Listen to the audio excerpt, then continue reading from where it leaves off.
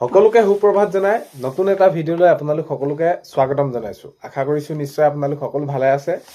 ভালে থাকক, ভালে থকতে বিচাৰোঁ। আজিৰ দিনটো আপোনালোকৰ ভালে ভালে যাওক সেইটোৱে কামনা কৰিছোঁ। আজি হৈছে 22 ফেব্ৰুৱাৰী। আজি ৰাতিপুৱাৰ কেইটামান গুৰুত্বপূৰ্ণ খবৰ আপোনালোকলৈ লৈ আহিছোঁ। আপোনালোকে ভিডিঅ'টো শেষৰলৈকে চাব বুলি আশা কৰিলোঁ।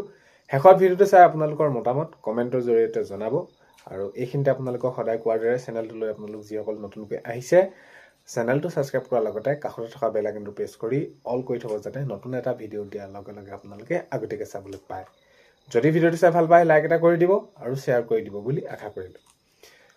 প্ৰথমটো খবৰ হৈছে যিহেতু এতিয়া আগন্তুক ২৬ নিৰ্বাচন আহি আছে, নিৰ্বাচনৰ প্ৰাকক্ষণত এতিয়া প্ৰত্যেকেই নিজ নিজ দলৰ নিজৰ সাংগঠনিক ভেটি আৰু কোন সমষ্টিত কোনে কেনেদৰে খেলিব, আসন তেনেদৰে কাক দিয়া হ'ব এইখিনিক লৈ তেওঁলোকৰ নিজৰ নিজৰ দলৰ মাজত এইখিনি প্ৰস্তুতি চলি আছে। আৰু এতিয়া যদি আমি চাওঁ বিৰোধীত তেনেদৰে কংগ্ৰেছৰ লগত অখিল গগৈ ডাঙৰীয়া যি ৰাইজৰ দলৰ মিত্ৰতা, লুৰিণজ্যোতি গগৈ ডাঙৰীয়াৰ যি মিত্ৰতা, এইখিনি প্ৰসংগ উল্লেখ হৈ আছে। মিত্ৰতা হ'ব নহ'ব, কেতিয়া কেনেদৰে হ'ব। আৰু যদি এতিয়া চাই অখিল গগৈ ডাঙৰীয়াই কৈছে যে কংগ্ৰেছে সদায় বেছিকৈ আসন লয় কিন্তু জিকিবহে নোৱাৰে।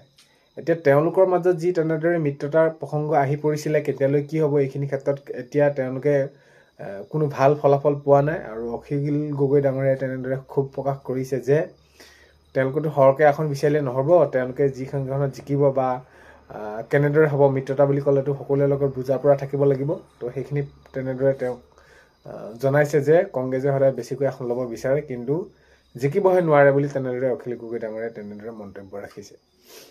নেক্সটটো খবৰ হৈছে দিল্লী কংগ্ৰেছৰ বৈঠকত নোলাল মিত্ৰতাৰ কোনো সমাধান সূত্ৰ। এতিয়া দিল্লীলৈ যিহেতু গৌৰৱ গগৈ ডাঙৰীয়া তেনেদৰে গৈছে, হাইকমাণ্ডো অনুৰোধ মৰ্মে, আৰু দেৱব্ৰত শইকীয়া ডাঙৰীয়াও তেনেদৰে গৈছে তাতে, আৰু সকলোখিনি ৰিপুণ বৰা ডাঙৰীয়া সকলোখিনি তাত আলোচনা হৈছে। আৰু আলোচনাৰ অন্তত কোনো ধৰণৰ মিত্ৰতাৰ সমাধান সূত্ৰ ওলোৱা নাই এতিয়ালৈকে। এতিয়া আগন্তুক যি ২৬ নিৰ্বাচন আহি আছে, নিৰ্বাচনৰ প্ৰাকক্ষণত ৰাইজৰ দলৰ ফালৰ পৰা হওক, লুৰিণজ্যোতি গগৈ ডাঙৰীয়া দলৰ ফালৰ পৰা হওক, তেওঁলোকে কৈ আছে যে মিত্ৰতা হ'ব লাগিব, মিত্ৰতা হ'লেহে আমি বিজেপিক পৰাস্ত কৰিব পাৰিম, নহ'লে আমাৰ এই যি আগন্তুক ২৬ নিৰ্বাচনত কিন্তু নহ'লে বিজেপিয়ে তেনেদৰে জয়ী হ'ব বুলি তেওঁলোকে মন্তব্য আগবাঢ়িছে। তাৰ যি মিত্ৰতা প্ৰসংগ যিহেতু এতিয়া আলোচনা অসমত তেনেদৰে হৈ আছিলে, কিন্তু এতিয়া দিল্লীত যি কংগ্ৰেছৰ বৈঠক হ'ল হাইকমাণ্ডৰ লগত, বৈঠকত তাত তেনেদৰে কোনো ধৰণৰ এতিয়ালৈকে মিত্ৰতাৰ ক্ষেত্ৰত কোনো সমাধান সূত্ৰ এতিয়ালৈকে ওলোৱা নাই। আৰু এইখিনি ক্ষেত্ৰত আগন্তুক সময়ত গম পোৱা যাব, কিন্তু এতিয়ালৈকে কোনো ধৰণৰ তেওঁলোকৰ বাবে ভাল খবৰ এটা ওলোৱা নাই। নেক্সটটো খবৰ হৈছে 10 মাৰ্চত মুকলি কৰা হ'ব চান্দমাৰী সংযোগী নুনমাটি গুৱাহাটী ক্লাব উৰণীয়া সেতু। মুখ্যমন্ত্ৰী মহোদয়ে জনাইছে যে হয় 10 মাৰ্চত মুকলি কৰা হ'ব চান্দমাৰী সংযোগী নুনমাটি গুৱাহাটী ক্লাব উৰণীয়া সেতু। আৰু এইখিনি ক্ষেত্ৰত সেই 10 মাৰ্চৰ দিনাখনিয়ে মুকলি কৰি দিয়া হ'ব ৰাইজৰ বাবে। নেক্সটটো খবৰ হৈছে মুখ্যমন্ত্ৰীৰ বাহিৰে আন কোনো নেতাৰে টিকট চূড়ান্ত হোৱা নাই। এতিয়া যিহেতু আগন্তুক ২৬ নিৰ্বাচনলৈ মাজত মাত্ৰ আৰু কেইটামান দিন আছে, বিৰোধী ক্ষেত্ৰতে যদি চাই তেওঁলোকে আসন কাক দিব, ক'ত কোন সমষ্টিত কোনে খেলিব, এইখিনি তেনেদৰে প্ৰসংগ উল্লেখ হৈ থকাৰ সময়তে বিজেপিটো তেনেদৰে শাসকীয় দলকো তেনেদৰে প্ৰশ্ন কৰিছে। আৰু প্ৰশ্নত তেনেদৰে দিলীপ শইকীয়া ডাঙৰীয়াই জনাইছে যে এতিয়া বৰ্তমানলৈকে মুখ্যমন্ত্ৰীৰ বাহিৰে আন কোনো নেতাৰে টিকট চূড়ান্ত হোৱা নাই বুলি তেনেদৰে জনাইছে। মাননীয় মুখ্যমন্ত্ৰী মহোদয়ে নিৰ্বাচন খেলা বুলি ক'লে জালুকবাৰী সমষ্টি পাই তেনেদৰে হয়, সেইটো কথাই মনত আহে। তো তাৰ পৰা নিশ্চয় সেইখিনি হ'ব, কিন্তু তেওঁ এইটো কথা জনাইছে যে বিজেপিত তেনেকুৱা ধৰণৰ কোনো নাই, নীতি নাই যে আলোচনা নোহোৱাকৈ বা এনেকুৱা ধৰণৰ টিকেট দিয়া নিদিয়ালৈ এইখিনি কথা আহি পৰিব। যেতিয়া নেকি সকলোখিনি এটা আলোচনাৰ মাজেৰে আগবাঢ়ি যাব, টিকেট দিব নিদিব কাক কেনেদৰে, সেইখিনি ক্ষেত্ৰত দলে সকলোখিনি নিৰ্ধাৰণ কৰিব। মুঠৰ এতিয়া মাননীয় মুখ্যমন্ত্ৰীৰ বাহিৰে কোনো নেতাৰে এতিয়ালৈকে টিকেট চূড়ান্ত হোৱা নাই বুলি দিলীপ শইকীয়া ডাঙৰীয়াই তেনেদৰে মন্তব্য ৰাখিছে। নেক্সটটো খবৰ হৈছে ফাষ্ট-ট্ৰেক আদালতত আৰু ন্যায় দাবী, তেনেদৰে ন্যায় পাব লাগে জুবিন গাৰ্গে। অসম জাতীয় পৰিষদৰ লুৰিণজ্যোতি গগৈ ডাঙৰীয়াই তেনেদৰে মন্তব্য কৰিছে যে ফাষ্ট-ট্ৰেক আদালত গঠন কৰি দিব লাগে। জুবিন গাৰ্গৰ প্ৰকৃততে কি হৈছিল, সেইদিনাখনি কেনেদৰে হৈছিল আৰু কিয় হ'বলৈ পালে এইখিনি, তো সোনকালে ন্যায় তেওঁলোকে সেইখিনি দাবী জনাইছে। মুঠৰ ওপৰত ন্যায় দিব লাগে। আৰু এতিয়া সকলোৱে অসমবাসী ৰৈ আছে যে প্ৰকৃততে সেই দিনটোত কি হৈছিল জুবিন গাৰ্গৰ লগত, কেনেদৰে হ'বলৈ পালে, আৰু যি এতিয়া তেওঁলোকৰ এইখিনি শুনানি চলি আছে। মুঠতে ফাষ্ট-ট্ৰেক আদালতত ডে টু ডে তেনেদৰে হিয়াৰিং হ'ব লাগে, এনেকুৱা ধৰণৰ এইখিনি কথা আহি পৰিছে। আৰু তেনেদৰে জনাইছে অসম জাতীয় পৰিষদ অৰ্থাৎ লুৰিণজ্যোতি গগৈ ডাঙৰীয়া তেনেদৰে এইখিনি মন্তব্য ৰাখিছে। নেক্সট খবৰ হৈছে কংগ্ৰেছৰে ৰাইজৰ দলৰ মিত্ৰতাক লৈ পুনৰ অনিশ্চয়তা। তো সেয়াই এতিয়া যি তেওঁলোকৰ মাজত মিত্ৰতাৰ প্ৰসংগ আহি পৰিছিলে, মিত্ৰতা হ'ব নহ'ব এনেকুৱা ধৰণৰ আহি পৰিছিলে, অখিল গগৈ ডাঙৰীয়া তেনেদৰে জনাইছে যে আমি 15টা সমষ্টি বিচাৰিছিলোঁ, 15টা সমষ্টিৰ ক্ষেত্ৰত আকৌ পিছত আকৌ তেওঁলোকৰ যি তেওঁলোকৰ লোক আছে, লোকে আকৌ তেওঁলোকৰ মাজত আলোচনা কৰি আকৌ তেওঁলোকৰ সেইখিনি কি কৰিছে, দিয়া নিদিয়াক লৈ অলপমান খেলি মেলি কৰিছে। এতিয়া যিদৰে কংগ্ৰেছে তেনেদৰে দিল্লীত বৈঠক অনুষ্ঠিত কৰিলে আৰু তাত যি দেখা গ'ল বা যেনেদৰে গৌৰৱ গগৈ ডাঙৰীয়াই মন্তব্য কৰিছে, তো এতিয়া দেখা গৈছে যে কংগ্ৰেছৰে ৰাইজৰ দলৰ মিত্ৰতাক এতিয়া পুনৰ অনিশ্চয়তা নিচিনা দেখা গৈছে। আৰু এইটো কথা অখিল গগৈ ডাঙৰীয়াই জনাইছে যে আগন্তুক যদি 26 নিৰ্বাচনত মিত্ৰতা হয় তেনেদৰে যদি আমি খেলিব নোৱাৰোঁ তেনেহ'লে বিজেপি জয় নিশ্চিত বুলিও এনেদৰে মন্তব্য আগবঢ়াইছে। তো আগন্তুক সময়ত গম পোৱা যাব কেনেদৰে কি হয়। মুঠৰ ওপৰত এতিয়া 26 নিৰ্বাচনলৈ মাজত মাত্ৰ আৰু কেইটামান দিন।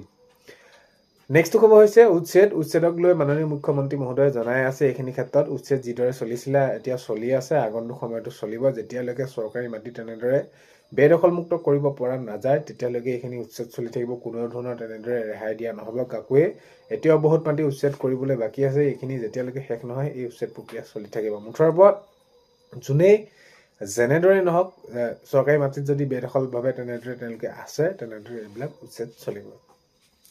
নেক্সট খবৰ হৈছে উজ্জ্বলা আঁচনি গেছৰ ক্ষেত্ৰত আপোনালোকে বহুতে এটা কথা জানিব বিচাৰিছিলে কমেণ্টৰ জৰিয়তে, সেইটো সুধি আছিলে যে এই গেছৰ ফৰ্ম দি থকা হৈছে নে নাই হোৱা। তো আপোনালোকৰ উজ্জ্বলা গেছৰ য'ত আপোনালোকৰ চেণ্টাৰ আছে তাতে আপোনালোকে গৈ উজ্জ্বলা গেছৰ ফৰ্ম ল'ব পাৰিব, ফৰ্ম ফিল আপ কৰিব। আপোনালোকে ফৰ্ম ফিল আপ কৰাৰ পাছত আপোনালোকে এই যি চৰকাৰী উজ্জ্বলা গেছ ফ্ৰীকৈ আপোনালোকে পাবলৈ সক্ষম হ'ব। নেক্সট খবৰ আহিছে বৃদ্ধ পেঞ্চন বৃদ্ধি কৰা হৈছে। এতিয়া যি বৃদ্ধ পেঞ্চন পায় তেনেদৰে বৃদ্ধ লোকসকলে তেওঁলোকক 250 টকাকৈ দিয়া হৈছিলে আৰু এতিয়া এই যি 250 টকাৰ সলনি তেওঁলোকক 400 টকালৈ বৃদ্ধি কৰি দিয়া হৈছে বৃদ্ধ পেঞ্চনৰ ক্ষেত্ৰত। তো বিধৱা পেঞ্চনৰ ক্ষেত্ৰতো তেনেদৰে বৃদ্ধি কৰি দিয়া হৈছে, বিধৱা পেঞ্চনো তেনেদৰে বৃদ্ধি হ'ব। অৰ্থাৎ তেওঁলোকে 300 কিমান টকাকৈ পায় আৰু এতিয়া 1250 টকালৈ তেওঁলোকৰ বিধৱা পেঞ্চন বৃদ্ধি কৰি দিয়া হ'ব। নেক্সট খবৰ হৈছে ভূপেন বৰাৰ টিকটক লৈ এতিয়াও স্পষ্ট হোৱা নাই। দিলীপ শইকীয়া ডাঙৰীয়াই তেনেদৰে মন্তব্য আগবঢ়াইছে যে তো এতিয়া দলে সকলোখিনি ঠিক কৰিব আৰু তেওঁ এইটো কথা কৈছে যে ভূপেন বৰা ডাঙৰীয়া কংগ্ৰেছ দল ত্যাগ কৰিছে, হয় তেওঁলোকে ৰাজনীতি নকৰোঁ বুলি তেনেদৰে ত্যাগ কৰি অহা নাই, যি নীতি আদৰ্শ সেইখিনি তেওঁ সন্তুষ্ট পাইছে, চ' সেইবাবে আহিছে আৰু এইখিনি আগন্তুক সময়ত গম পোৱা যাব। কিন্তু ভূপেন বৰাৰ টিকটক লৈ এতিয়াও স্পষ্ট হোৱা নাই বুলি তেনেদৰে মন্তব্য আগবঢ়াইছে দিলীপ শইকীয়া ডাঙৰীয়াই। নেক্সট খবৰ হৈছে আজিৰ পৰা গুৱাহাটী নতুন বিমানবন্দৰ যাত্ৰীৰ বাবে মুকলি কৰি দিয়া হ'ব। হয়, মাননীয় মুখ্যমন্ত্ৰী মহোদয়ে জনাইছে ফেচবুক লাইভ যোগে যে হয় আজিৰ পৰা গুৱাহাটীৰ নতুন বিমানবন্দৰ যাত্ৰীৰ বাবে মুকলি কৰি দিয়া হ'ব। নেক্সট খবৰ হৈছে 13 মাৰ্চতে উপস্থিত হ'ব প্ৰধানমন্ত্ৰী ডাঙৰীয়া। যিহেতু দুদিনীয়া কাৰ্যসূচীৰে তেনেদৰে আহিব আৰু প্ৰধানমন্ত্ৰী নৰেন্দ্ৰ মোদী ডাঙৰীয়া, তো তেনেদৰে হয় 13 মাৰ্চতে উপস্থিত হ'ব প্ৰধানমন্ত্ৰী ডাঙৰীয়া। মাননীয় মুখ্যমন্ত্ৰী মহোদয়ে এইখিনি জানিবলৈ দিছে। তো আজি 22 ফেব্ৰুৱাৰী ৰাতিপুৱা খবৰ এইকেইটাই আপোনালোকক জনালোঁ। ভিডিঅ'টো আপোনালোকে শেষৰলৈকে চোৱাৰ বাবে বহুতেই বেছি ধন্যবাদ। ভিডিঅ'ৰ প্ৰথমতে কোৱাৰ দৰে চেনেলটোলৈ যদি আপোনালোক নতুনকৈ আহিছে ছাবস্ক্ৰাইব কৰাৰ লগতে কাষতে থকা বেল আইকনটো প্ৰেছ কৰি অল কৰি থ'ব, যাতে নতুন এটা ভিডিঅ' দিয়াৰ লগে লগে আপোনালোকে আগতীয়াকৈ চাবলৈ পায়। আজিলৈ মানে অন্য এটা ভিডিঅ'তে লগ পোৱা হয়।